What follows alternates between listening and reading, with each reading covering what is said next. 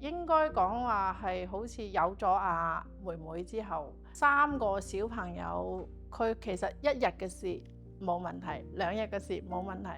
當你處理太多日，個人好攰，跟住面對嘅問題好多，又覺得自己好似解決唔到。例如大仔啦，大仔你做咩唔做功課啊？你有功課，你雖然唔使返學，但係你要做功課嘅喎。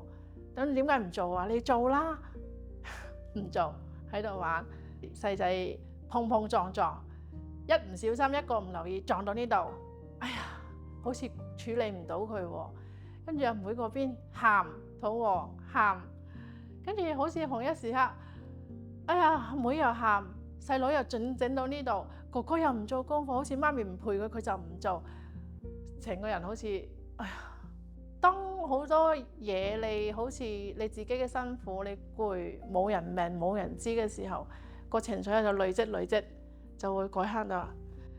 哥哥你做咩唔做功課？細佬你點解唔睇住？就會好似怪責喺小朋友嘅身上。咁啱嗰一次啦，都有個自家樂認知行為小組，佢話媽咪你都可以參加嘅。咁我都同其他家長一齊參加啦。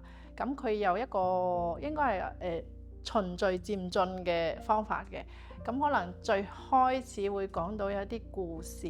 咁媽咪你遇到嗰個情況，你會點？以前就係爆啦，係因為我遇到呢件事爆。哦，原來我哋人嘅情緒會有紅燈、綠燈、黃燈。哦，原來個情緒都係累積落嚟嘅。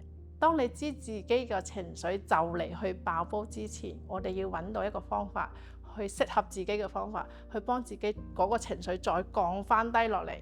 我哋再同小朋友去溝通。以前面對3個嗰陣時，拗晒頭，唔知點算，好猛，唔應該去到唔想處理嗰種狀態，去到而家，哎呀，我了解你，慢慢引導翻佢哋，表達翻佢需求。喺今次個自家樂計劃入邊，認知行為小組裏邊，我哋用咗新穎嘅方式，就透過用 WhatsApp 去傳一啲嘅資源包同埋一啲嘅影片去俾我哋嘅家長，等家長可以喺屋企嘅時間做一啲嘅網上學習，鞏固佢哋課堂所學嘅內容。咁同一時間，我哋整個自家樂計劃入邊，我哋亦都用咗 WhatsApp Chatbot 去透過呢一個 Chatbot 去令到家長同我哋有一個嘅互動。同一時間，佢哋可以彈性地喺屋企裏邊去搜尋到佢哋所需要嘅知識，去鞏固佢哋所學